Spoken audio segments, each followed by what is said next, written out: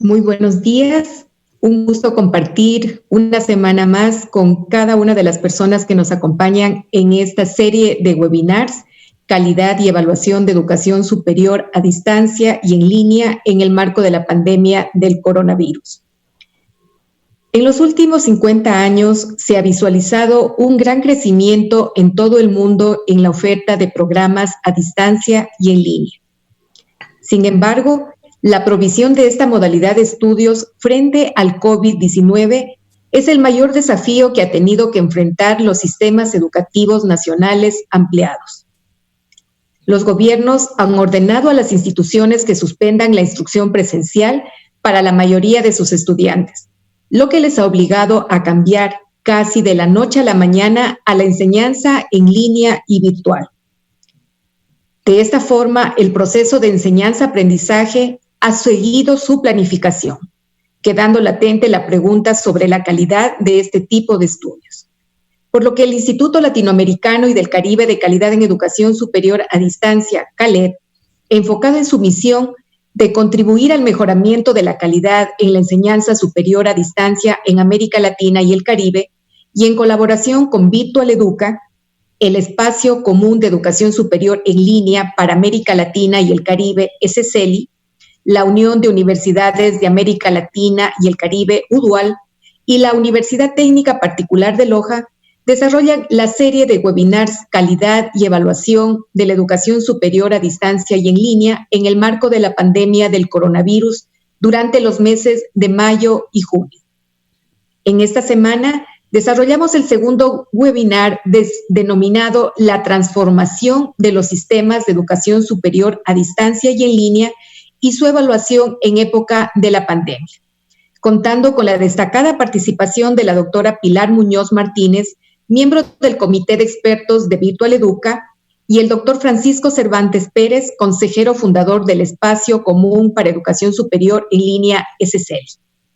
Agradecemos a nuestros expertos por acompañarnos, así como a cada una de las personas que se encuentran conectados esta mañana a través de nuestros enlaces de transmisión.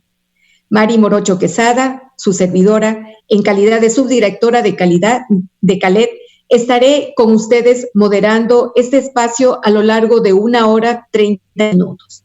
Cada expositor contará con 30 minutos para su exposición y al final de las 2 intervenciones se efectuarán las preguntas para cada uno de ellos, las cuales pueden ser remitidas a través del chat del canal de Virtual Educa, del canal de YouTube de Eventos UTPL y de la transmisión en vivo de la página de Facebook de UTPL, Eventos UTPL y CALED, que con gusto las transferiremos a nuestros ponentes.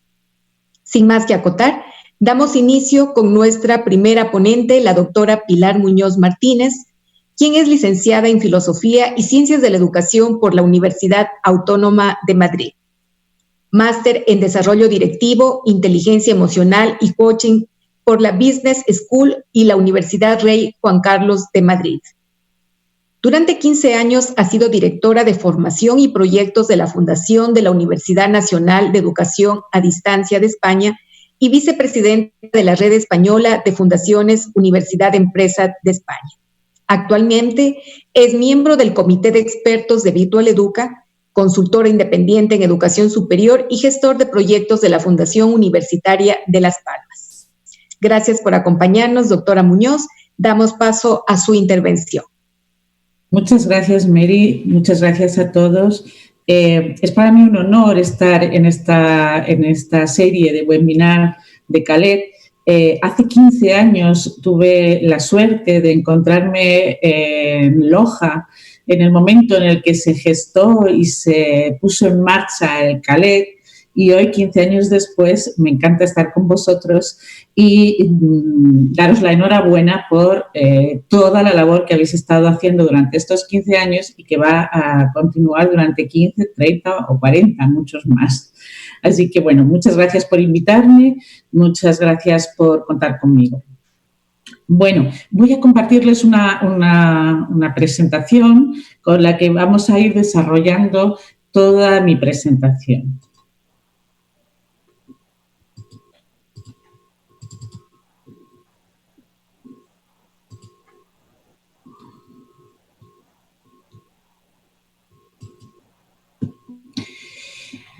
Bueno, cuando me propusieron el tema y me dieron el título, yo me di cuenta de que después de todo lo que nos está sucediendo, España, como todos bien saben, es un país que está sufriendo muchísimo por la crisis del COVID, sufriendo muchísimo desde el punto de vista humano, personal. Son 27.000 muertos en las estadísticas oficiales, en las no oficiales doblaríamos esa cantidad de muertos. Esos son 50.000 más o menos historias dolorosas, personas que han desaparecido. No tengo por menos de mencionar a José María Antón, el creador de Virtual Educa, que ha sido una de las víctimas de esta pandemia. Por lo tanto, al plantearme el título, realmente me di cuenta de que ante lo que estamos es ante una disrupción en los sistemas educativos, una disrupción de orden global, una revolución estructural para la que nadie estábamos preparados. Esto me hizo pensar que, si bien la parte de la evaluación es muy importante, creo que en este primer momento no podemos dejar de hablar sobre la transformación que vamos a sufrir, que estamos sufriendo, e intentar vislumbrar un poco qué es lo que puede pasar después y cuál puede ser el resultado de esa transformación. Para eso estuve viendo qué es lo que estaban diciendo los expertos, de qué se estaba hablando, sobre qué se estaba hablando y, sobre todo, si podía encontrar ideas para intentar imaginar cuál va a ser el resultado de esa transformación. Les pongo algunas referencias, porque fíjense que España está confinada oficialmente desde el día 14 de marzo, sin embargo, realmente el confinamiento empezó como el 8 o el 10, y ya desde el día 18 de marzo, es decir, 4 días después, ya nuestros periódicos estaban hablando del reto de las universidades frente al coronavirus. Aquí les dejo algunas de las referencias que he ido mirando, por si les parece interesante mirarlas, leerlos. Yo creo que es muy interesante que vean cuál es el caldo de cultivo de lo que nos estamos planteando, porque ahora mismo respuestas, certezas, no solamente no tenemos, sino que me resulta muy difícil pensar que estemos incluso vislumbrándola. Lo que está claro es que esta crisis sanitaria que ha obligado a suspender las clases presenciales en 119 países, pone a la educación superior ante un desafío mayúsculo. ¿Cómo continuar la formación de casi 1.500 millones de estudiantes en las 3 etapas, escolar, secundaria y universitaria, que en este momento tienen sus clases suspendidas? ¿Cómo continuarlo? Todas las instituciones, todos los ministerios han echado mano de la virtualidad, y la cuestión es que ¿qué virtualidad? ¿Cómo se está haciendo? Yo tengo la suerte de estar rodeada de docentes, y cuando empezaron a tratar a sus alumnos de forma virtual, mi teléfono se colapsaba porque todos venían de la enseñanza presencial, todos son enseñantes presenciales y no sabían cómo afrontar el reto. Entonces he tenido la oportunidad de ir viendo qué se estaba haciendo, y la realidad es que no se está haciendo enseñanza virtual. Se está haciendo un híbrido. Se ha reaccionado como se ha podido. La vocación de los docentes es enorme y tiran para adelante tal y como pueden, o con las herramientas que tienen en la mano. Muchas de las herramientas se han ido configurando poco a poco. Al principio todos pensaban que esto era como hacer videollamadas, pero esto no es tan simple, no es tan simple como hacer una videollamada. El grado de preparación para esta situación extraordinaria de nuestros docentes es mínimo. Estamos teniendo miles de dificultades de conectividad, pero fundamentalmente lo que se está teniendo son dificultades de metodología, dificultades a la hora de cambiar realmente una mentalidad por otra mentalidad. En todo el proceso de transformación digital, en este caso, en todo este proceso, así como en el futuro, a medio y a largo plazo, los mayores obstáculos serán humanos. Esto no lo digo yo, esto lo cuenta y lo dice la directora de Educación de Microsoft España, Belén Gancedo. En definitiva, ¿de qué se trata? De que todos los docentes en este momento empiecen a abrir su mente, exploren, analicen, pero eso que va a tener sus frutos a largo plazo, hoy en día está poniendo a nuestros alumnos, a los alumnos que este año están cursando, en situaciones muy complicadas. Para empezar, esta pandemia, al dejar a 1.500 millones de estudiantes en casa, ha hecho que el hogar se convierta en la escuela, con la cantidad de dificultades que eso tiene, teniendo en cuenta que normalmente no tienen sitios adecuados para estar visualizando las clases, y sobre todo en América Latina hay un gran problema de conectividad. Antes de la pandemia, América Latina tenía 12,5 millones de estudiantes no escolarizados. Si ya tenía 12,5 millones de estudiantes no escolarizados, teniendo una enseñanza presencial donde incluso la escuela, el instituto, se convertía en un sitio no solamente donde iban a recibir sus clases y a formarse, sino también en un sitio donde tenían, en muchos casos, la comida caliente del día.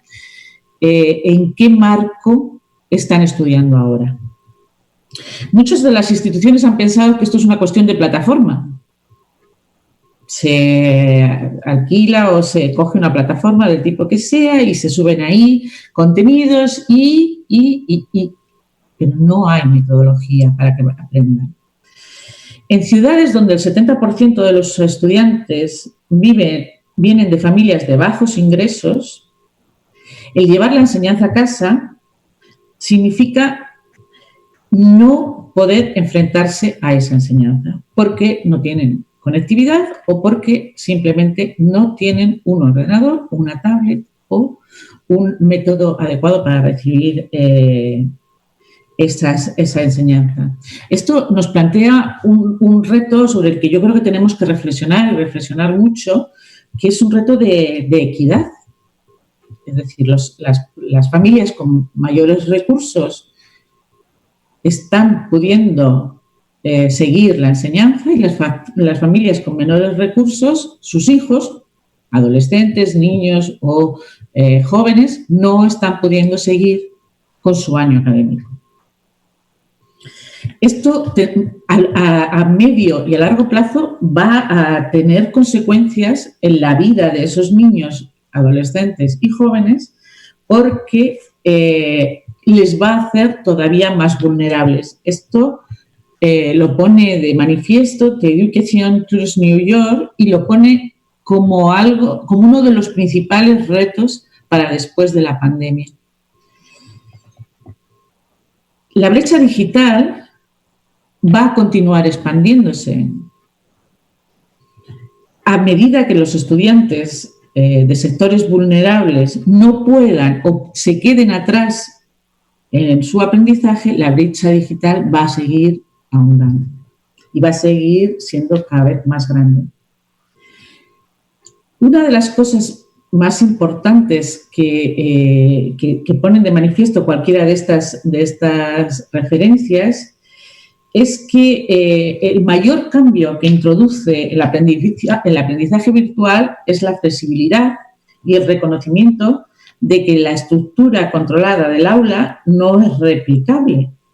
Por lo tanto, hay muchos docentes que no saben o simplemente no han recibido la formación para enfrentarse a esa falta de estructura controlada que es el aula.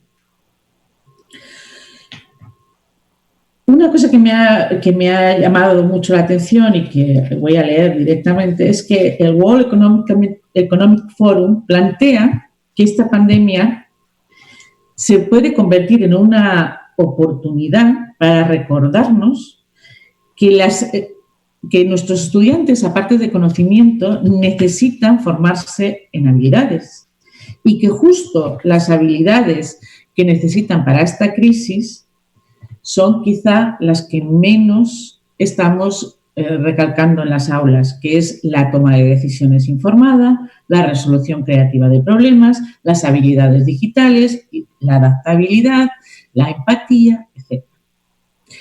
Entre las 10 propuestas que hace la UNESCO para que el profesorado garantice la continuidad del aprendizaje del alumnado durante esta pandemia de forma online, la sexta, justo, es precisamente proporcionar a docentes y al alumnado asistencia y formación en cuanto a las habilidades digitales. Sabemos que la desigualdad es generalizada y aumenta con la edad y la escolaridad y se manifiesta tanto en las habilidades básicas como en las habilidades sociales, la motivación, las aspiraciones y las expectativas profesionales de los jóvenes. Si tenemos en cuenta los datos que hemos dado antes de 1.500 millones de estudiantes en casa, de los cuales un porcentaje alto no tiene las herramientas para poder seguir su curso virtual y su enseñanza online en el momento de pandemia, esto nos tiene que hacer reflexionar. ¿Qué puede representar esta disrupción escolar en términos de aprendizaje? Escuelas, centros educativos y de formación y universidades poseen un efecto ecualizador y tienen el potencial de contribuir a corregir parte del efecto que el origen familiar tiene en las oportunidades y trayectorias académicas y laborales de nuestros niños y jóvenes. En este momento ese efecto ecualizador se ha desvanecido y eso pone a nuestros niños y jóvenes y adolescentes en un punto complicado si su entorno, sus padres, su familia, no tienen las habilidades suficientes como para poder mitigar la falta de ese efecto ecualizador. Pensemos que ahora mismo tenemos niños, jóvenes, adolescentes que están en un entorno de hacinamiento. Tenemos 8 o 10 personas viviendo en casas de 2, 3 estancias, piezas. Eso significa que no hay un sitio para ellos para poder seguir sus clases ni para poder realizar su aprendizaje. La falta de espacio por este hacinamiento, la carencia o dificultad en esa infraestructura tecnológica y conectividad les lleva a una realidad compleja.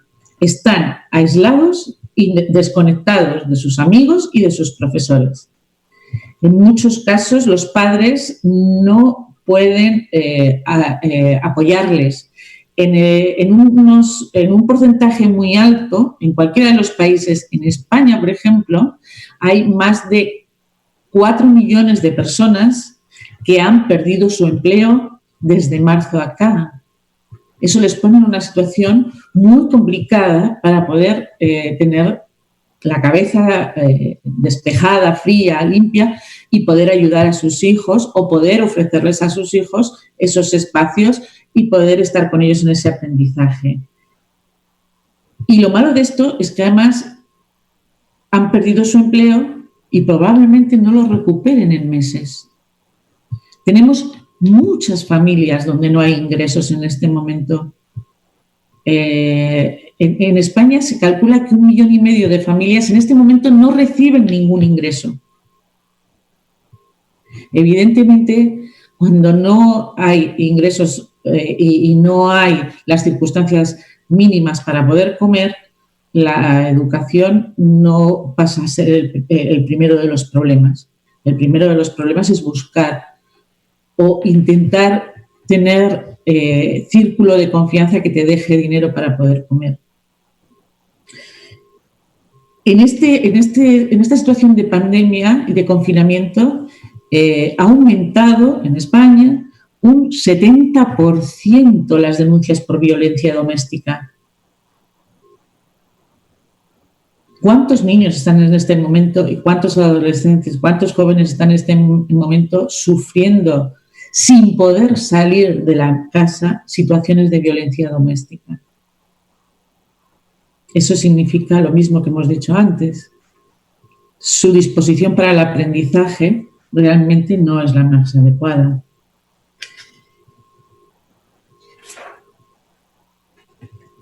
Además, incluso aquellos que tienen un espacio, que tienen un soporte para poder seguirlo, no tienen las habilidades digitales, porque además ni padres, ni abuelos, ni los profesores que están en muchos casos impartiendo esa educación online tienen las habilidades digitales suficientes como para poder enseñar y evaluar el aprendizaje de esos niños. Vamos a entrar en parte positiva porque si no voy a entrar en un bucle. Es cierto, estamos aprendiendo muy rápido. El análisis que estamos haciendo, este análisis resumido que acabo de hacer, nos está haciendo aprender muy, muy rápido. No podemos volver al sistema tal y como lo teníamos antes de la pandemia. Un sistema que es del siglo XIX. Estamos en el año 2020 del siglo XXI y seguimos replicando a nivel general un sistema educativo del siglo XIX. El Banco Interamericano de Desarrollo ha publicado un estudio que se llama Habilidades 21, en el cual nos pone de manifiesto las habilidades que el estudiante en todo su proceso de aprendizaje hasta terminar su estudio superior debería conseguir. Y nosotros como docentes debemos contribuir a que las consigan. Y entre ellas están las habilidades digitales. Este estudio está publicado en la página del BID y realmente merece la pena que los docentes lo leamos y lo estudiemos. Si veis las habilidades que pone, son de las que hemos estado hablando, ¿no? La perseverancia, la empatía, la inteligencia emocional, la solidaridad, el pensamiento crítico, la autorregulación, adaptabilidad, comunicación, creatividad, compasión, digitales. Es imprescindible saber lo que tenemos que hacer con estos cacharritos y cómo tenemos que enseñar. Y sobre todo, qué destrezas tienen que desarrollar para poder aprender a través de la educación digital. Como verán en esta slide, y esto sigue siendo el estudio del Banco Interamericano de Desarrollo, vemos los desafíos a los que se enfrentan los estudiantes, algunas de las soluciones propuestas y las habilidades que hemos recogido anteriormente. En cuanto a los desafíos, el hacinamiento, los padres ausentes, la falta de apoyo, los recursos educativos, la infratecnología, el aislamiento, el sedentarismo, la ansiedad, el estrés, la violencia doméstica, el analfabetismo digital y la motivación. Yo le hacía una pregunta el otro día a mi hermana, que es una docente de secundaria, del área de ciencias, en concreto de biología, y le decía, Mar, si a ti te llegara un estudiante con analfabetismo funcional a tu curso de primero de secundaria o de segundo de secundaria, ¿tú qué harías? Y me decía, no, tendría que volverle atrás en el panorama educativo, en el proceso educativo. Y decía, ¿y si te llega con analfabetismo digital? Y me decía, es que no podría evaluar si tiene analfabetismo digital, porque yo no tengo las competencias para poderlo evaluar. No estamos tan lejos, ese alumno y yo. Y mi hermana es una mujer de 50 años, no es una profesora de 70. En cuanto a los programas, a las soluciones propuestas, están las ciencias. Instrumentos con los que podemos contar son las ciencias del comportamiento, la formación en habilidades digitales, el arte, la música, el deporte, el mindfulness, la ciudadanía, el emprendimiento. Y eso, al final, nos daría que nuestros estudiantes, al final del proceso educativo, incluida la educación superior, pudieran tener y nosotros pudiéramos evaluar estas habilidades de las que estamos hablando y de las que hemos hablado antes. En Europa, en el año 2017, la Comisión Europea determinó este documento que ustedes ven aquí, que se llama DigiCom, que es la Estrategia Europea de Competencias Digitales, que en el año 17 entró con muchísima fuerza en todos nuestros marcos de estudio, y la propia dinámica de la sociedad lo ha ido dejando como algo que está ahí muy bien, pero que no era un craso error, porque efectivamente hoy, 2020, mayo de 2020, estamos viendo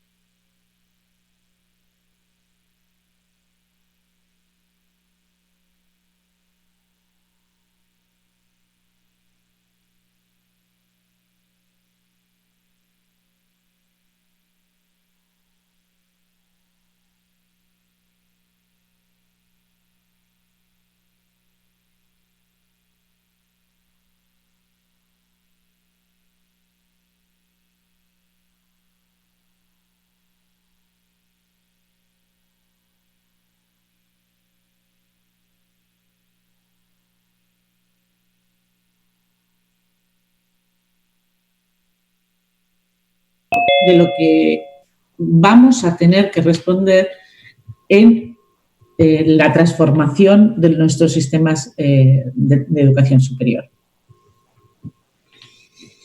La fuente es del Ministerio de Educación y Ciencia del Gobierno de España, que también publicó un documento con el proceso de las competencias digitales docentes. Estos son los 5 pilares de la competencia digital docente.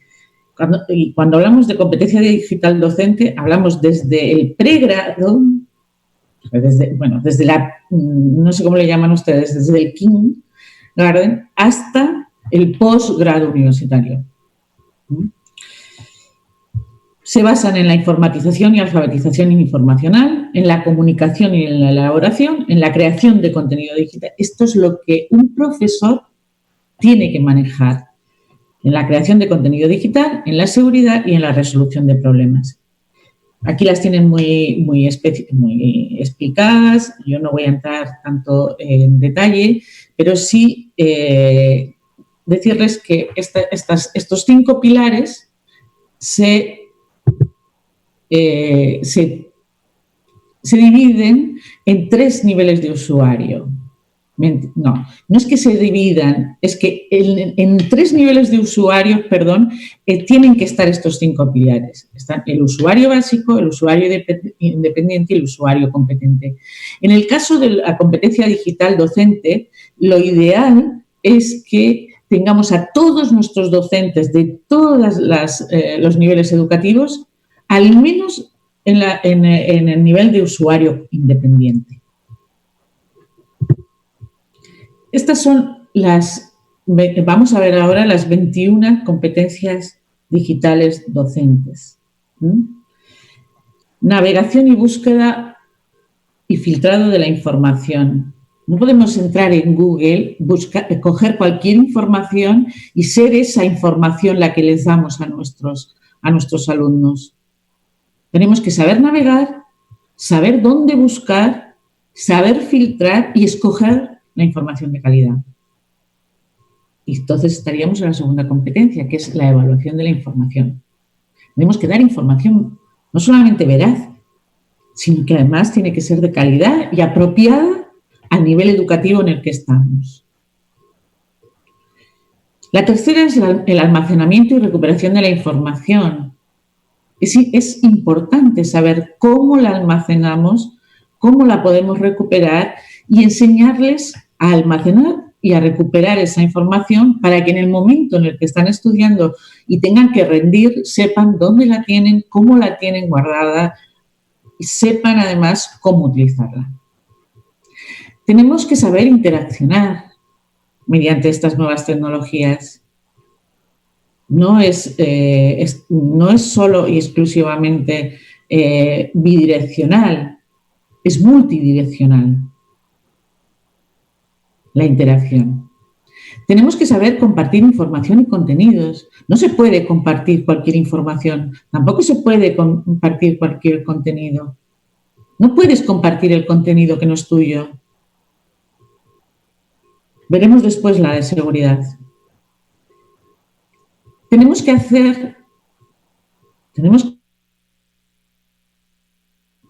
ciudadanos para que participen y para que sepan participar en línea en las decisiones que tiene que tomar su país. Tenemos que saber comunicar y enseñar a comunicar mediante canales digitales. Tenemos que conocer todo el mundo de la etiqueta. Tenemos que saber y enseñar la gestión de la identidad digital. Tenemos que saber y enseñar a desarrollar contenido propio, a integrar y reestructurar la información y los contenidos. Tenemos que saber qué podemos y qué no podemos hacer con los derechos de autor, cuáles son las licencias que podemos utilizar y las que no podemos utilizar porque son de pago. Tenemos que saber un pelín de programación y también enseñarles un pelín de programación. Tenemos que saber proteger nuestros dispositivos, nuestros datos personales, nuestros datos de salud. Tenemos que contribuir a la protección del entorno, tenemos también que saber enseñarles a que tengan la competencia digital para proteger su entorno. Tenemos que tener unos mínimos para saber resolver problemas técnicos. Identificar las necesidades y las respuestas tecnológicas a las necesidades. Innovar y utilizar la tecnología de forma creativa. Identificar las lagunas en la competencia digital. Para esto, Virtual Educa, con la Universidad de Las Palmas y la Fundación de la Universidad de Las Palmas, ha estado trabajando en un portfolio de competencia digital docente, con una formación adaptada a la actividad que realizamos, con una serie de budget que van siendo adquiridos y renovados continuamente por el docente. Uno no estudia una cosa hoy y lo vale para toda la vida. Tiene que ir renovando esos budgets del portfolio de la competencia digital docente. Para eso, este portfolio cuenta con la siguiente estructura. Por una parte está la biografía del usuario, por otra parte está la autoevaluación que hace el usuario, el docente, y después la aportación de evidencias sobre su aprendizaje, y después es como una especie de pasaporte en el que el docente tiene reconocidas las competencias digitales y después las va renovando. Y por último, es que ese reconocimiento de las competencias digitales docentes tienen una credencial. ¿Qué nos diría José María si estuviera en este momento? Pues nos diría que es hora de pasar del activismo a la acción. Y esta es la oportunidad. Todas las crisis generan oportunidades y esta es la oportunidad para nosotros de formar a nuestros maestros, a nuestros profesores y a nuestros alumnos en competencias digitales que les pongan en la tesitura de que en cualquier otra situación de crisis el proceso de enseñanza-aprendizaje esté garantizado. Les esperamos a todos virtualmente en Lisboa el 21, 22, 23 de julio. Muchas gracias.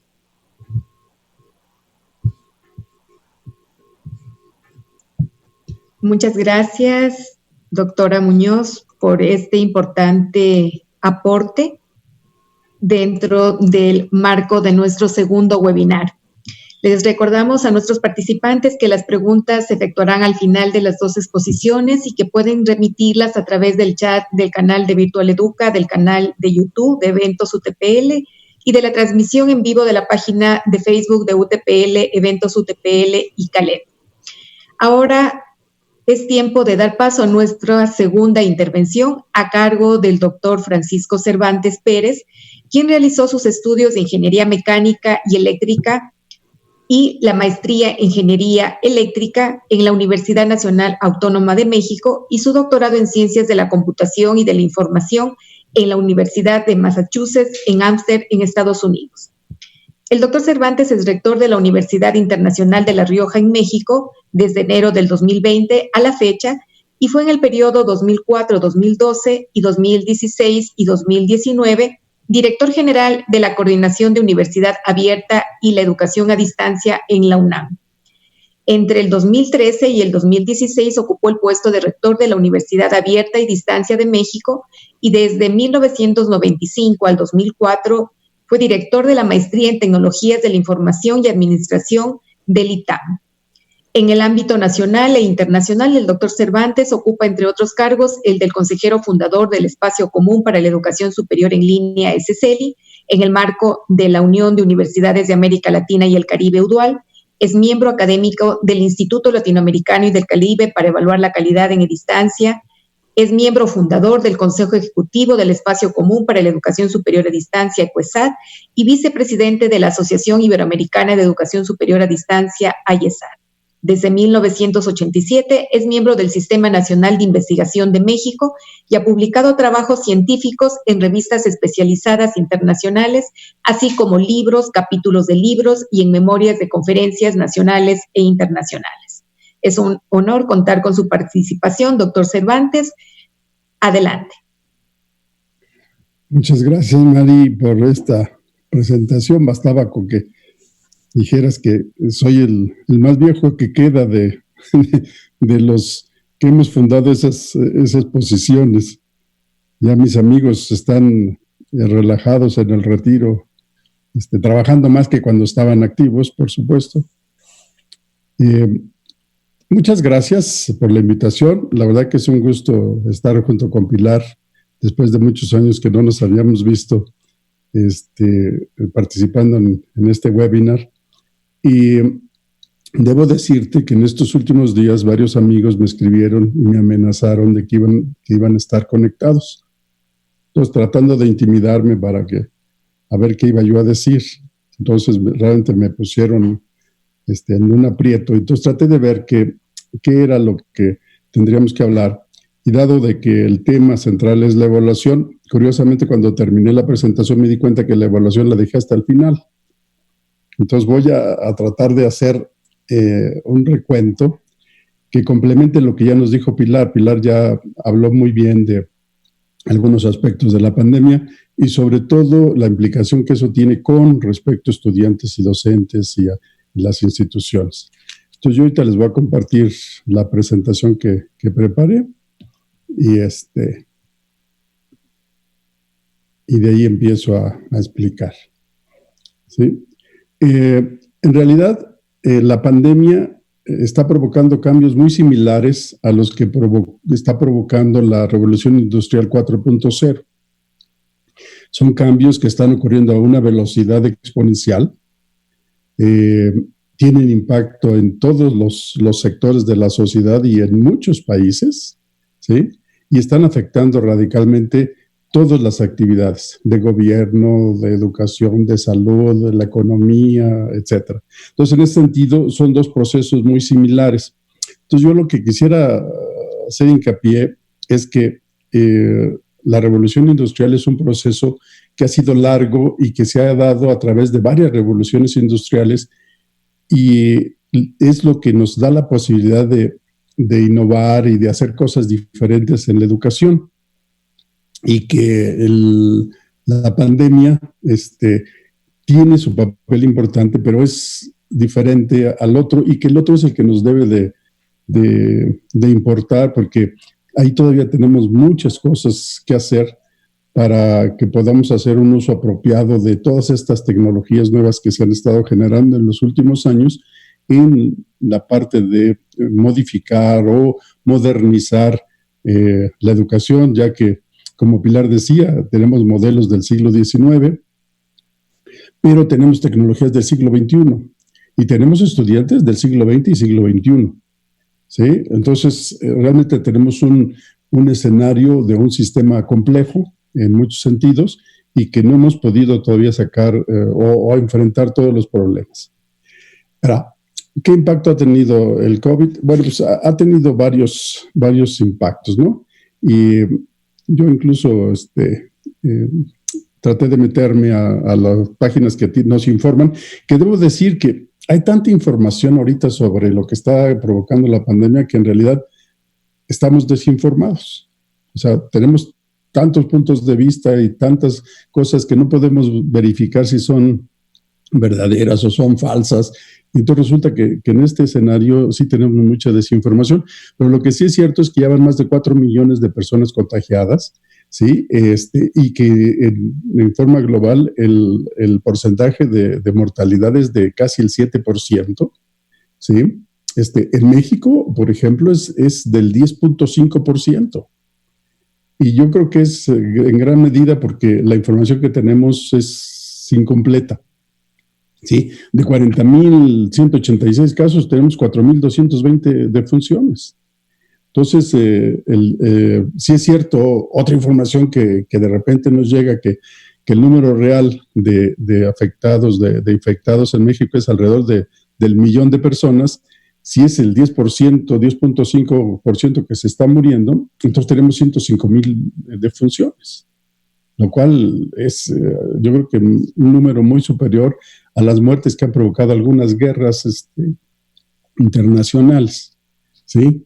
Entonces, sí es un problema grave que en México ha provocado el quedarse en la casa, el resguardo familiar, el conservar la sana distancia entre las personas, el tener cuidado con los grupos más vulnerables. Yo estoy entre esos, por ejemplo, mayor de 65, diabetes, hipertensión. Entonces, hay un sistema que mide el porcentaje de riesgo de las personas para contagiarse y yo ando en el 93.8, creo. Entonces, a nosotros nos tienen que cuidar. Eso es importante. ¿Sí? Y el saludo y el aislamiento de la familia, que afecta mucho. Ya Pilar mencionó a nuestro buen amigo José María Antón, que platicando con su esposa, la parte más difícil fue no poder estar o no poder despedirlo como ella hubiera querido. ¿sí? No dejan a las personas acercarse a los familiares, los incineran rápidamente. En fin, hay una parte del duelo que uno normalmente lleva a cabo que no es posible hacer en estas condiciones. Entonces, realmente el coronavirus sí tiene un impacto fuerte, pero también tiene impacto sobre otros indicadores del índice de desarrollo humano, en la parte de economía y en la parte de educación. En la parte de economía, yo creo que algo que ha quedado de relieve es la posibilidad del teletrabajo. ¿Sí? Creo que quedó claro que muchas actividades se pueden hacer fuera de una oficina, en diferentes lugares, desde la casa, desde el auto, desde donde esté uno. Y también algo que ha pasado es el reconocimiento que hemos peleado durante los últimos 20 años. Y ahí sí me gustaría hacer una reflexión, porque nosotros tenemos argumentos de por qué esto es importante y por qué deben de apoyarlo los gobiernos y todo, y por qué el rector de una universidad tiene que apoyar estas iniciativas y todo. Y estamos acostumbrados a que digan que no. Y entonces damos los contraargumentos y todo. Ahora resulta que nos van a decir que sí. La pregunta es si vamos a saber qué hacer. O sea, nunca nos habían dicho que sí. Adelante, hazlo. Y entonces ahora nos vamos a enfrentar a algo que Pilar ya puso en hincapié. Bueno, pues sí, tenemos que trabajar con los docentes, con algunos estudiantes, con los administradores, ¿sí? O sea, pero ¿cómo le vamos a hacer? Entonces tenemos que empezar a prepararnos, yo diría que hasta psicológicamente, a que nos digan que sí, porque estamos acostumbrados a que nos digan que no. Entonces, sí es algo, es un cambio importante el que nos estén diciendo que sí. Y yo creo que eso no lo vamos a saber. Bueno, me voy a saltar este portal. Lo único que quería decirles es que las instituciones están también tratando de dar información, y aquí es donde vi el dato de que el 10.5% de los contagiados fallece, que creo que es una estadística fuerte, y podemos conocer el detalle por municipios y todo, y entonces la verdad que sí estamos como que bombardeados por mucha información.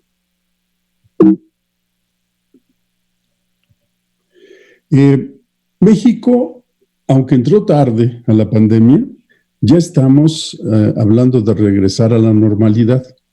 Esta es la figura que nos compartieron los del gobierno en las etapas de cómo vamos a ir regresando a la parte de la nueva normalidad, diría yo, porque sí espero que no regresemos a la normalidad que teníamos antes de la pandemia. Va a haber semáforos, ¿sí? Los semáforos nos van a indicar el rojo, que seguimos en la situación que estamos ahorita. Los municipios que estén en esas condiciones no van a poder salir a la calle, solamente van a poder trabajar los que sean trabajos esenciales, salud, algunos comercios, vigilancia, etcétera. Si el semáforo está en naranja, ya se puede tener cierta movilidad, pero con los cuidados que eso implica. Si ya tenemos el semáforo en amarillo, ya la actividad se recupera un poco más, y cuando esté en verde, ya tendríamos la actividad. Y lo que quiero que noten es cómo la recuperación de la educación solamente se va a dar hasta que el semáforo esté en verde. Se habla que las instituciones educativas van a empezar actividades en septiembre, ¿sí? Entonces ya estamos como que pensando en qué es lo que sigue después de la pandemia, y nos están dando las condiciones. Pero vamos a entrar, esta es una lámina que me compartió un colega de la UNIR, en donde vamos a entrar en una situación, en un escenario pesimista. Ya Pilar nos lo planteó, yo quiero reforzar esa parte, de que hay una gran crisis económica, hay desempleo, los ingresos de las personas, de las familias, de los estudiantes, sobre todo los de escasos recursos o los que tenían algún tipo de recursos, se van a ver complicados. Va a haber un colapso en algunos trámites que tienen que ver con educación. Por ejemplo, el retraso en el trabajo de la Secretaría de Educación Pública ahorita es enorme. La aprobación de nuevos programas para que podamos hacer la oferta de nuevas profesiones y eso está prácticamente detenido. Algo que va a aparecer es que todas las instituciones van a empezar a tener oferta en línea, ¿sí? Y la única manera que vamos a tener o que va a tener la población para discriminar entre esta enorme oferta va a ser los criterios de evaluación de la calidad en los servicios educativos, en los servicios administrativos y en los servicios tecnológicos que ofrece cada una de las instituciones. Si teníamos problemas con instituciones que de repente surgen, que son lo que llamamos en México las instituciones patito, eso va a crecer todavía más, ¿sí? Va a haber cierre de negocios, va a haber reinvención de nuevos negocios, incluso la evaluación de la productividad y la competitividad de todos los sectores se tiene que repensar. Tenemos que repensar en los estándares y en los indicadores que tendríamos que poner. Y entonces creo que ese ha sido el impacto de la pandemia, que ahora sí nos van a decir que sí, que no sé si estemos preparados para recibir una respuesta afirmativa. Y segundo, un escenario que va a ser bastante pesimista, en donde la educación es una de las únicas opciones para salir de esa situación pesimista. Ahora déjenme ver un poco lo de la parte tecnológica. Sí, en realidad lo que ha permitido estos avances tecnológicos que nos han permitido innovar en educación, lo podemos hacer la historia hasta donde uno quiera. A mí me gustaría empezar con la electrónica, yo soy ingeniero en electrónica, y empezamos en principio del siglo pasado con la aparición del bulbo de vacío, el tubo de vacío, el bulbo. Después apareció a mitad del siglo el transistor, que dio origen a la construcción de los circuitos integrados. Y esto, en realidad, permitió el avance de las computadoras, ¿sí? Incluso de esta gráfica les muestro en esta parte las primeras 4 generaciones de computadoras. Y las diferentes generaciones fueron definidas por la electrónica. La primera, los bulbos; la segunda, los transistores; la tercera, los circuitos integrados; y la cuarta va en función de el aumento de la capacidad de empaquetar en los circuitos integrados más componentes. Empezaron con 1,000, luego 10,000, luego 100,000, luego 1,000,000 y luego más de 1,000,000 de componentes en el mismo espacio físico, con lo cual se hicieron las computadoras cada vez más pequeñas, cada vez más rápidas y cada vez con mayor capacidad de procesamiento y almacenamiento. Y eso nos definió las primeras 4 generaciones de computadoras. La quinta generación, en los años 80, fue propuesta por los japoneses, en donde ya la electrónica no definió la generación, sino más bien el tipo de procesamiento que se podía hacer con estas máquinas. No me voy a meter en el detalle, pero fue un cambio cualitativo en el paradigma de la computadora. En finales de los años 80 se definió la sexta generación de computadoras, que es con la aparición de la neurocomputación, de la inteligencia artificial y esos 2 componentes, el procesar información de manera simbólica como inteligencia artificial lo hace, y el procesar información al estilo de cómo lo hace el cerebro de los seres vivos, es lo que dio origen a la sexta generación a finales de los años 80. ¿Ok? Entonces ya, electrónica da origen a las computadoras. Las computadoras permiten después conectarse entre varias y formar redes. Las redes permiten, junto con el avance de las telecomunicaciones, que las computadoras de una red no estén en el mismo espacio físico, en el mismo campus. Después aparece en el 69 ya la primera red montada, o la primera red de paquetes montada sobre las redes de computadoras, que fue ARPANET, que es la primera versión del Internet que tenemos, ¿sí? Y después ya con el Internet apareció los servicios a través del World Wide, de la www. Y también eso ha ido avanzando, pasando de ser una red en donde consumiéramos información a una red donde podamos publicar información, y luego pasamos a una red en donde pudiéramos manejar toda la información de manera diferente, como si fuera conocimiento. Bueno, esto de la electrónica, las telecomunicaciones, las computadoras, fue dando origen a algo que conocimos como la convergencia tecnológica, que es lo que realmente nos ha permitido hacer tantas cosas en educación. Primero, la telefonía, que es la voz, la televisión, que es el video, incluso ya con la televisión digital todavía se hizo mejor, y el Internet, que son los datos. Voz, video y datos nos permiten hacer todo lo que tenemos y tener todos estos instrumentos en donde estos tres componentes convergen. Y ya desde el celular tenemos un potencial mucho mayor que el que teníamos en las computadoras viejas.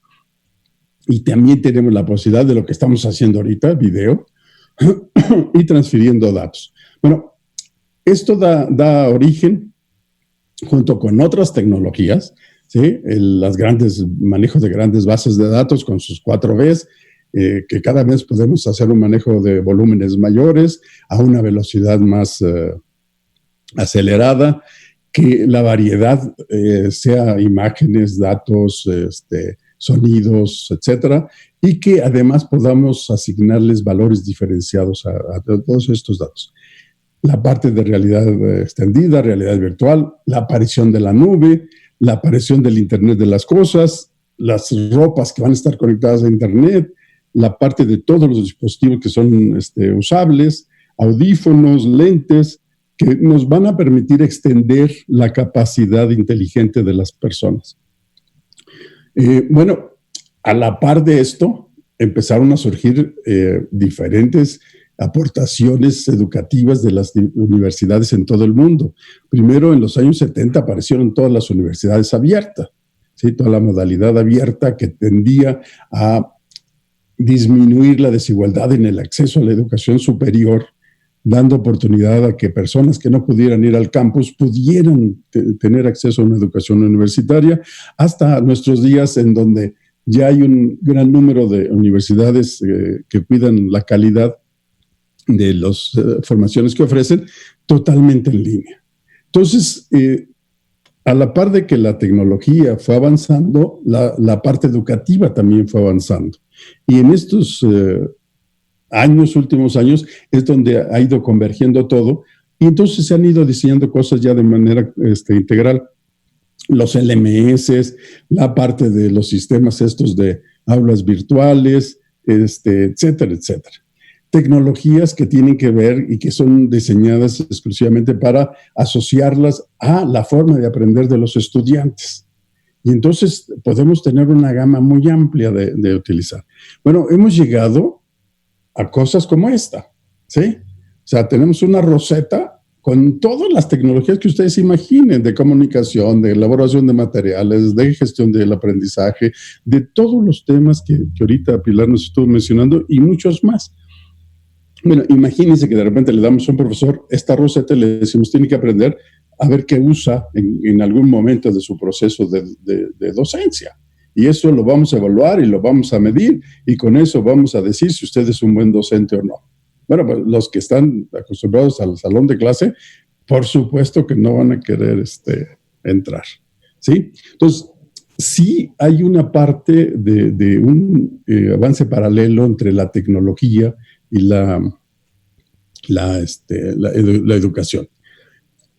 Desde los años 60 y tantos, 70, apareció un área en inteligencia artificial que es la ingeniería del conocimiento. Y una de sus áreas es el diseño de sistemas de tutoría inteligente, en donde es un sistema computacional que se construye con base en el conocimiento de los docentes para que los estudiantes aprendan. Y se están cada vez usando más, ahorita en forma de chatbots algunos, en términos de más complejidad de los tutores inteligentes, para poder ofrecer educación personalizada. Y algunas cosas simples que se han hecho están funcionando bien, como la enseñanza de multiniveles. asumimos que los estudiantes tienen 3 perfiles. El perfil del estudiante que va de acuerdo al plan de estudios, entonces va por una trayectoria centralizada. Estudiantes que tienen deficiencias de los antecedentes para entender lo que tiene que aprender en este momento, entonces va primero a una trayectoria de recuperación, ya que tiene el nivel, se regresa a la trayectoria normal. Y estudiantes que no solamente van bien, sino que van adelantados, entonces se pueden ir en una trayectoria avanzada.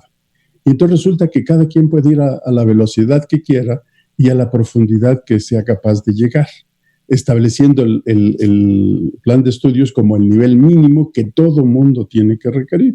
Entonces, poco a poco estamos llegando a un ciclo virtuoso en donde los educadores plantean retos que los tecnólogos diseñan tecnología apropiada para que esos retos se puedan atacar. También nos ha permitido la construcción de ecosistemas y plataformas. Por ejemplo, en la UNIR hay un ecosistema, ¿sí? Hay varias universidades bajo la misma organización que están en México, en Colombia, en Perú, en Florida, en España, y que esa parte internacional nos obliga a ofrecer programas de una manera intercultural, que sean pertinentes en los diferentes países. Pero no solo eso pasa, sino que dado que es una universidad digital 100%, entonces resulta que hay estudiantes de muchos otros países. Hay estudiantes ahorita de 78 países. Entonces, en realidad, este ecosistema dado dentro de una sola organización tiene potencial enorme. Por supuesto que contemplando una educación integral, ¿sí? Y un objetivo central es buscar el bienestar de toda la comunidad, de docentes, estudiantes, administradores y algunas cosas de extensión. Hay otros ecosistemas. La plataforma Coursera permite la interacción entre la sociedad civil y la academia, los aprendices, las universidades que generan y producen la oferta educativa, y las empresas, que también algunas generan ya oferta educativa.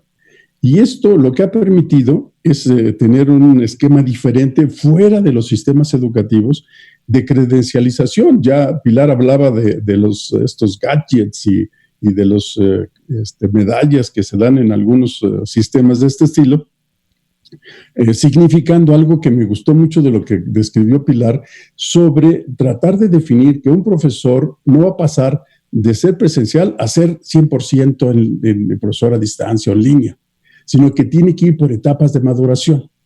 El A1, el B1, el B2, o sea, diferentes niveles de madurez y que requieren diferentes estándares y diferentes indicadores para su evaluación. Entonces, todo esto que hagamos tiene que ir muy vinculado, muy de la mano con los procesos de evaluación. Por eso el CALED para nosotros es una institución o un organismo muy importante en donde participan universidades, pero también participamos personas. Entonces, sí es algo que en el CALED tenemos claro de que la parte de evaluación es un proceso dinámico que tiene que ir cambiando, porque estamos viendo escenarios que no teníamos antes y que tenemos que diseñar los nuevos indicadores o los nuevos estándares para poder medir la eficiencia y la eficacia de esos nuevos procesos y de esos nuevos modelos, ¿sí?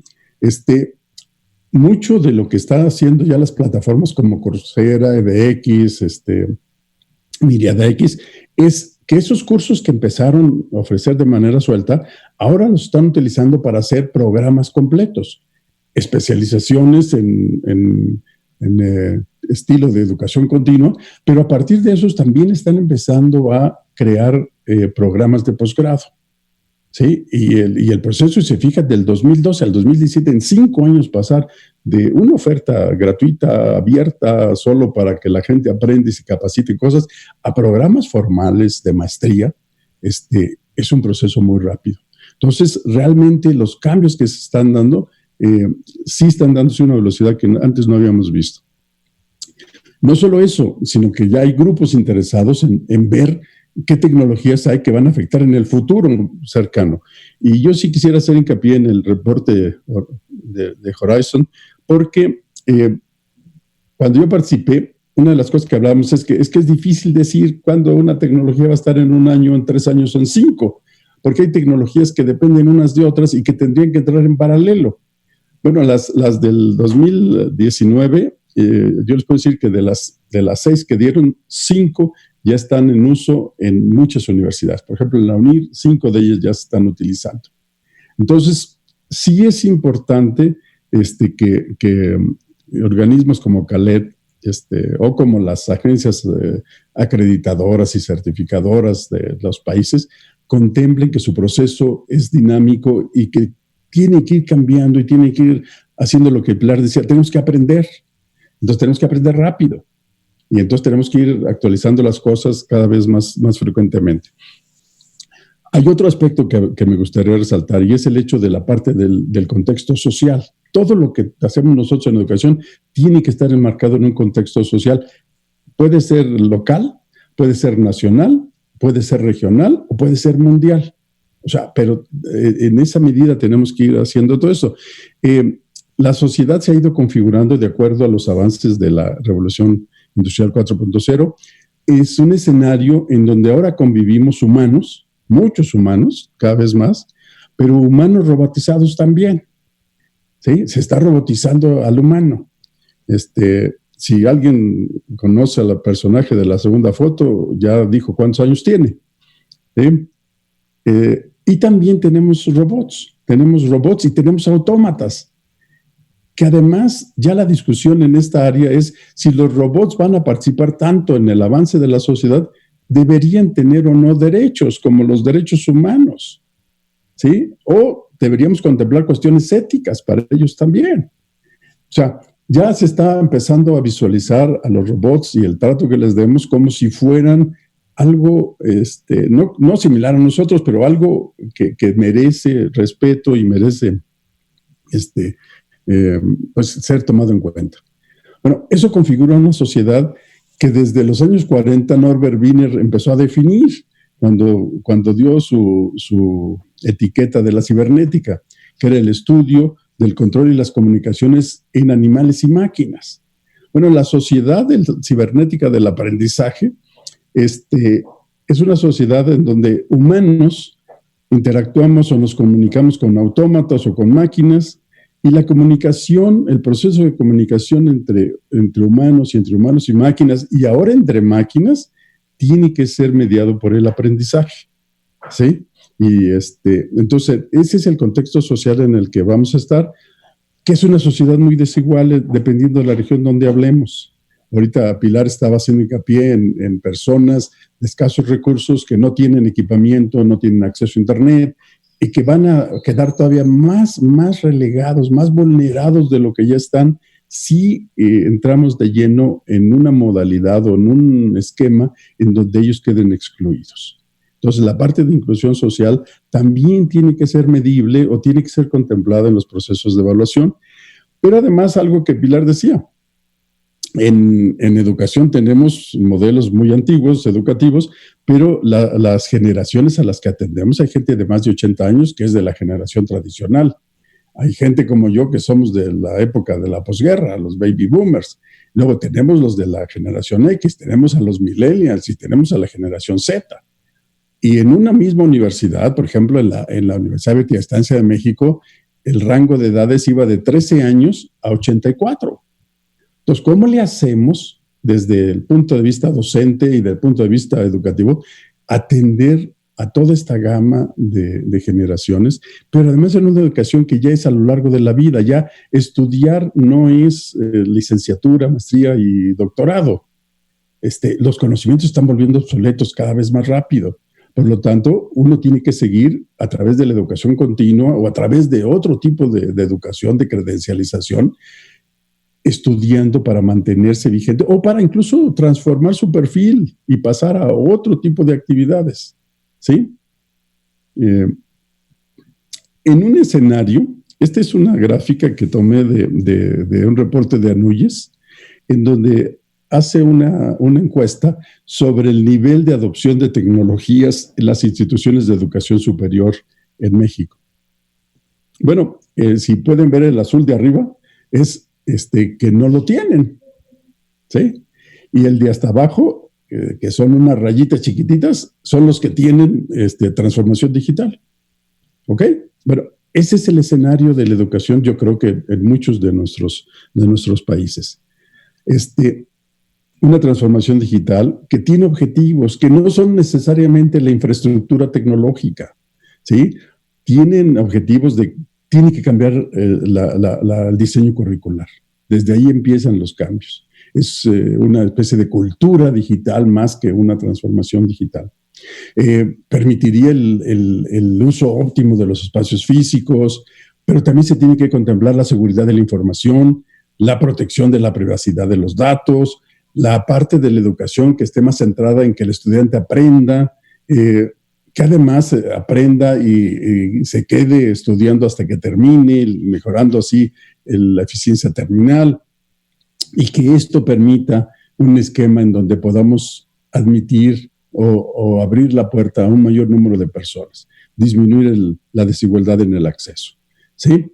Y por lo pronto, o como algo muy, muy normal o cotidiano, tendría que ser que la innovación en todos los procesos que componen la universidad tendría que ser como la norma y no la excepción. Ahora, otra parte interesante es que las universidades no pueden trabajar solas. La tarea es tan grande que no importa qué grande sea la universidad, no puede sola con todo esto. Por eso las redes, como el Espacio Común de Educación Superior en Línea, en el marco de la Unión de Universidades de América Latina y el Caribe, ha permitido ver que la colaboración, el trabajar juntos, universidades públicas, particulares, tradicionales, a distancia, en línea, nos ha permitido generar programas que son un bien común y que pueden ser aprovechados por todas las instituciones que están en la asociación para beneficio de los países o de sus países y de sus sociedades. El esquema de colaboración es muy sencillo. Es como la pirinola. Todos ponen lo que quieran poner, lo que puedan poner y lo que crean que pueden compartir con los demás. Y todos toman de ese espacio lo que les haga falta, lo que sea pertinente y lo que cumpla con los criterios de calidad establecidos en sus países. Entonces, les repito, los principios de colaboración tienen que ser simples para facilitar ese trabajo. Bueno, ya con todo esto, en realidad lo que estamos creando es un cuadro como este. Estamos creando diferentes redes de infraestructura. O sea, y en la infraestructura lo más básico son los datos. Entonces hay redes de datos. Ahora, esos datos se convierten en información y esa información en conocimiento cuando las personas o los sistemas de analítica los procesan. Entonces tenemos redes de conocimiento. ¿Sí? Pero además, cuando las personas participan, entonces en realidad se vuelven redes de aprendizaje, ¿sí? Profesores, estudiantes, administradores, pero ahora tienen un componente, estos agentes inteligentes, estos autómatas o estas máquinas robotizadas cumplen ciertas características, y el esquema puede ser dentro de una misma institución, entre diferentes escuelas y facultades, entre diferentes centros de investigación, o pueden ser entre diferentes instituciones, diferentes universidades. Y esto nos va a permitir poder avanzar más rápido, ¿sí? Yo les puedo decir que en la UNIR, antes del COVID, hacíamos estas cosas. No me voy a meter, nada más quiero enfatizar algo, porque durante el COVID seguimos haciendo las mismas cosas, ¿sí? Lo que cambió ahorita durante el COVID es que el teletrabajo se dio al 100% para todos los miembros de la comunidad de la UNIR, ¿sí? Ahora, ¿qué va a pasar después del COVID? Bueno, las universidades 100% digitales en línea, estamos siempre en un proceso de innovación y de actualización y de cambio permanente. Entonces vamos a seguir igual, cosa que va a ser más complicado para las universidades tradicionales que no han sido transformadas digitalmente. Algunas universidades tradicionales que tienen un gran avance en la transformación digital, incluso en la pandemia les ha sido menos difícil responder a las condiciones, ¿sí? Entonces, ya para ir concluyendo, la COVID resaltó los elementos que nos van a permitir modular cómo va a ser la educación en el futuro, que el futuro ya está aquí. o sea, y el futuro ya nos alcanzó, ¿sí? Y es dentro de este esquema de la sociedad cibernética del aprendizaje. ¿Qué estamos haciendo con las evaluaciones? Bueno, tenemos organismos multilaterales como el CALED, en donde participamos personas e instituciones. Tenemos ya instrumentos, estándares, indicadores para hacer las evaluaciones, que por supuesto tienen que ser actualizados. Es urgente el actualizar los que tenemos para además identificar los nuevos que tendríamos que contemplar en la parte de ayudar a las instituciones a mejorar. Algo que me gusta del CALED es que las certificaciones y las evaluaciones que hace no son evaluaciones punitivas, son evaluaciones para que las instituciones identifiquen las áreas en donde tienen oportunidad de mejora y que además quede claro de cómo pudieran tener esa mejora. Entonces, creo que en términos de la evaluación me parece que esa es la parte que es urgente para que podamos tener una educación que no solamente abra la puerta a las personas, ¿sí? Y que no se preocupe porque tengan las condiciones para poder cumplir con todos sus procesos, sino que sea incluyente, que abra la puerta, pero que dé la condición que necesita cada estudiante para poder ser exitoso. Y a eso algunos amigos economistas dicen que es la discriminación positiva. Hay que darle más al que más necesita, ¿ok? Entonces, sí habría que ver eso. Ahora, indicadores, hay dos cosas que a mí en la UNIR nos parecen importantes, que es la pertinencia de la educación y la calidad de los procesos asociados con ella. Y hay indicadores que permiten hacerlo, y hay indicadores que no son muy complicados. Sí, por ejemplo, nosotros usamos el índice de promoción neta, y que es responder una simple pregunta de si recomendarían los estudios que tuvieron a alguien. Hay una metodología de cómo procesar esos datos, que es clasificar en 3 grandes grupos: los que promoverían la educación los que no la promoverían y los que son así como que ni para aquí ni para allá. Y entonces se toma el porcentaje de los promotores, se le resta el de los detractores, y ese indicador nos dice que también vamos en los procesos, ¿sí? Con esto termino. Les repito, la evaluación de la calidad nos debe de permitir ofrecer una buena educación, que sea pertinente y que tenga calidad en sus procesos. Y en el contexto de la revolución industrial, quiero recalcar lo que Pilar ya dijo: tenemos que aprender a la misma velocidad que cambia la sociedad, o no vamos a poder ser de gran utilidad para la sociedad. Y la innovación en realidad debe ser un proceso cotidiano. ¿Que va a ser complejo? Siempre ha sido complejo, ¿sí? Y además tiene que abarcar todas las dimensiones y debe de vencer las fronteras entre todo, entre las ciencias, las humanidades, las disciplinas, la parte cultural. O sea, tenemos que eliminar las fronteras y las distancias, ¿sí? Ahora, ¿cómo veo yo que cae la revolución industrial y la COVID-19 en educación en línea? Bueno, pues caen como anillo al dedo, ¿sí? Pero el hecho de que el anillo le quede al dedo no significa que está resuelto todo. Entonces quiero que vean la cara del señor Fodor, porque aun cuando tiene el anillo, tiene una cara de preocupación, que es la que tenemos todos nosotros. Porque, les repito, no estábamos acostumbrados a que nos dijeran que sí. Y ahora que nos están diciendo que sí, como que algunos no sabemos bien qué hacer con esa respuesta positiva. Bueno, con esto termino. Muchas gracias. Muchísimas gracias, doctor Cervantes, por esta importante contribución dentro del marco de este segundo webinar. Tenemos una ronda de preguntas ahora mismo y considerando el tiempo que hemos desarrollado para este webinar, hemos tratado de consolidar en 2 preguntas específicamente para la doctora Muñoz y para el doctor Cervantes. Dentro de las preguntas para la doctora Muñoz están enfocadas en relación a las herramientas de aprendizaje. ¿Qué pasa cuando un estudiante no tiene las herramientas necesarias para desarrollar su aprendizaje? Y en este marco podríamos mencionar y aseverar que se estaría privando de la educación. Y en relación a las competencias digitales de los docentes, ¿cuál sería su recomendación para que los docentes desarrollen efectivamente y eficientemente estas competencias? Para el doctor Cervantes nos plantean 2 preguntas de igual manera, en donde se hace una reflexión con respecto al día en el que vivimos.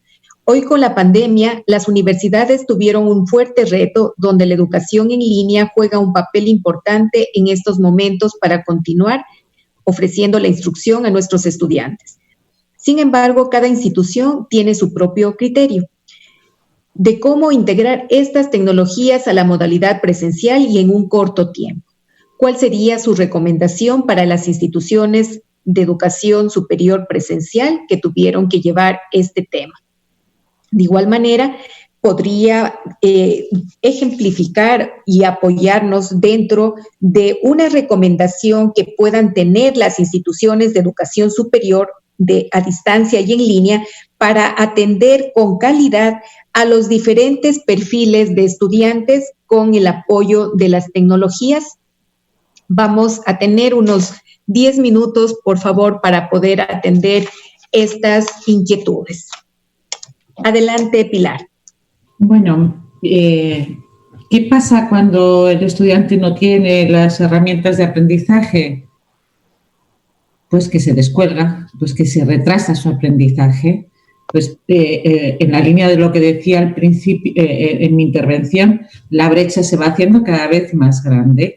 Cuando hay una estadística que dice que cuando los niños y adolescentes se van de vacaciones durante los 2 meses y medio de verano, por ejemplo, en el área de matemáticas, de 8 puntos, cuando vuelve, si se mide, ha perdido 4 puntos de aprendizaje. Y eso en un periodo pequeño de 3 meses. Si no tiene las herramientas, y esto es de marzo a junio, el niño adolescente ha perdido 6 puntos en el aprendizaje con respecto a aquellos, o el adulto, con respecto a aquellos que sí han tenido las herramientas.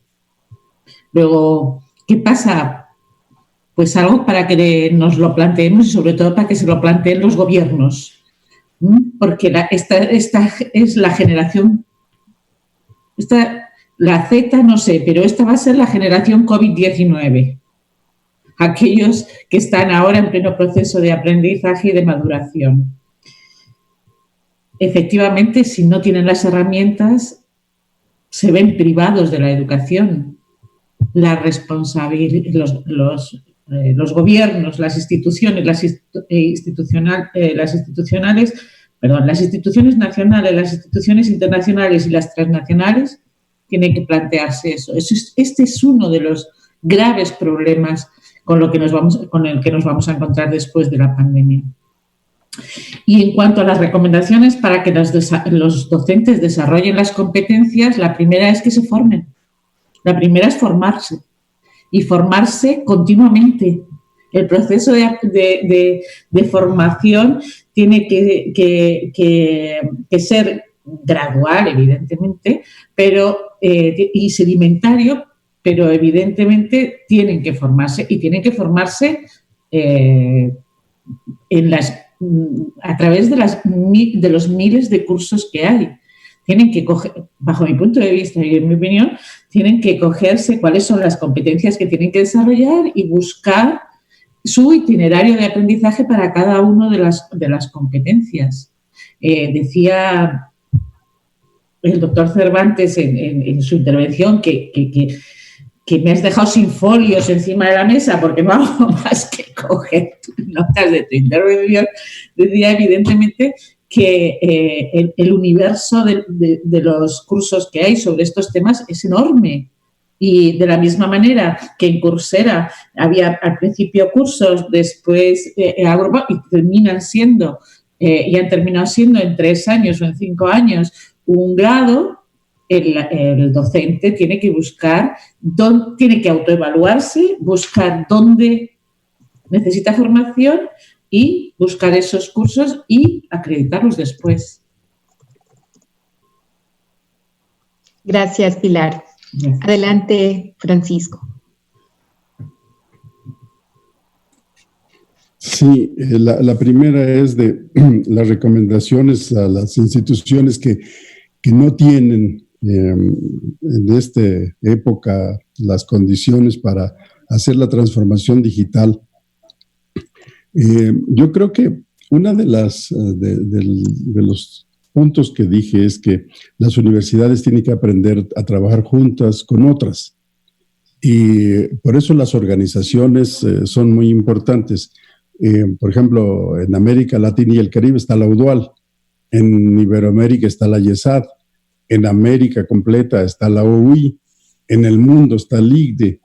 Y entonces el participar en estas agrupaciones permite interactuar con universidades que ya avanzaron un poco más que nosotros, y establecer proyectos de colaboración con estas universidades facilitaría el poder resolver algunos de las situaciones que están enfrentando. Yo sí quisiera decir que algunas condiciones de la COVID hacen que el regreso cambie sin querer en un escenario diferente. Por ejemplo, la distancia, la sana distancia, que es 1.5 metros entre personas. Los salones de las universidades están diseñados para la capacidad de cierto número de estudiantes, 40, 50, 60 estudiantes. Y en las universidades, sobre todo las públicas, tenemos 60 o más estudiantes en cada grupo. Por lo tanto, las sillas o las mesas no tienen en su diseño 1.5 metros, con lo cual no van a poder dejar entrar a los 40 estudiantes al mismo tiempo a tomar sus clases. Entonces van a tener que aprender a que algunas de las actividades que hacen en el salón de clase se hagan fuera del salón de clase. Y yo diría que la mitad, para que la mitad del grupo entre al salón un día. Si la clase es lunes y miércoles, el lunes entra la primera mitad y el miércoles la segunda mitad, y las otras actividades las tendrían que hacer o en la biblioteca o en el campus o en su casa o en un ambiente virtual. Y tienen de aquí a que regresen a las aulas, que México va a ser en septiembre. Y ahora, ¿cómo hacer eso? Pues ver dentro de su comunidad qué profesor. Hay 3 tipos de profesores o de docentes. Los docentes que sí saben hacerlo y que lo único que necesitan es que les demos las herramientas. Bueno, ellos van a poder hacer eso. Hay otros que medio saben. Con una capacitación podrían pasar al otro grupo. Pero hay otro grupo de profesores que no tienen idea ni tampoco quieren hacerlo y tampoco se les va a poder obligar. Entonces a ellos habría que ver cómo le acercamos a un joven que sea su ayudante, que le ayude a llevar el manejo de las tecnologías o el manejo de la parte que el profesor no puede o no quiere manejar o no está capacitado para hacerlo, como decía Pilar. Mientras se va capacitando tiene que haber alguien que lo auxilie. En todas las universidades tenemos becarios. Los becarios tienen que dedicar algunas horas en beneficio de su institución. Bueno, pues sería un muy buen escenario para que esos estudiantes que saben manejar las tecnologías apoyen a los profesores que no están ahorita ya con estas competencias, a que puedan ingresar rápidamente a este escenario. Entonces, mi recomendación es que empiecen a diseñar un escenario, un esquema, una estrategia de cómo van a iniciar las clases una vez que regresemos a la nueva normalidad. La segunda pregunta sobre cómo atender estudiantes con diferentes perfiles, les mostré esta parte de 3 niveles de trabajo de los estudiantes. Estudiantes que van normales, estudiantes avanzados y estudiantes que requieren como remediación en algunos temas. Para poder hacer eso se requiere tener herramientas de evaluación diagnóstica prácticamente en cada tema que se inicia, ¿sí? Y entonces de esa manera poder ir identificando, de acuerdo a la capacidad que ha desarrollado el estudiante hasta este momento, qué requeriría para poder cumplir con los objetivos de aprendizaje que tienen establecidos en el programa. Entonces sí se requiere el uso de tecnologías. ¿sí? Y si pudieran empezar a meter cuestiones de analítica para ir aprendiendo de estos grupos, para estar preparado para que en los siguientes semestres ya estén listos para diagnosticar a los estudiantes y poderlos incorporar a tareas diferenciadas o a trayectorias de aprendizaje diferenciadas. Y podemos empezar con grupos así de 3 categorías, aunque en realidad todos sabemos que 3 categorías siguen siendo insuficientes. Pero yo creo que el punto central es iniciar. Y de ahí lo que decía Pilar, esto es un proceso de aprendizaje permanente. No solamente los docentes, las instituciones tenemos que aprender permanentemente, ¿sí? Los estudiantes. Entonces, sí es un trabajo que va a ser muy, muy fuerte, pero que le da razón de ser al trabajo universitario y a los educadores. Entonces, yo creo que estamos en un escenario en donde lo único que podemos hacer es ganar y mejorar y hacer mejor las cosas. Entonces, yo creo que esas serían mis 2 recomendaciones. Muchísimas gracias a nuestros ponentes por esas importantes reflexiones y contribuciones durante esta mañana. Sin lugar a duda, estas recomendaciones contribuyen para la determinación de las condiciones necesarias desde el punto de vista de los estudiantes, docentes, la integración de la tecnología y el trabajo en red para que nuestros sistemas educativos a nivel de educación superior lleven una transformación de calidad y su evaluación permitan cumplir con los estándares necesarios para una oferta continua y de un perfil de egreso de nuestros estudiantes acorde a las necesidades actual de nuestra sociedad. Agradecemos a todos quienes nos acompañaron en esta transmisión desde Bolivia, Chile, Ecuador, México, Honduras, Argentina y España. Expresamos nuestro sincero agradecimiento a nuestros expositores que con su brillante aporte han contribuido a lo largo de esta mañana y también a nuestras entidades colaboradoras, Virtual Educa, SCELI, UDUAL y la UTPL. Recordamos que pueden visitar nuestra página web www.caled-ead.org y nuestra página de Facebook @caled-ead.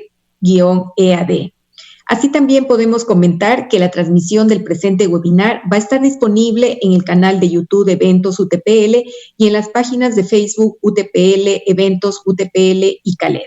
Finalmente, extendemos la más cordial invitación a nuestro próximo webinar, Evaluación de la calidad de los programas formativos a distancia y en línea en época del COVID-19, que se desarrollará el próximo jueves 21 a las 11 de la mañana, hora de Ecuador, por los mismos canales de transmisión del día de hoy. Muchísimas gracias, Francisco, Pilar, y a todo el público que nos ha sintonizado en esta mañana. Nos vemos pronto. Gracias por su atención. Muchas gracias.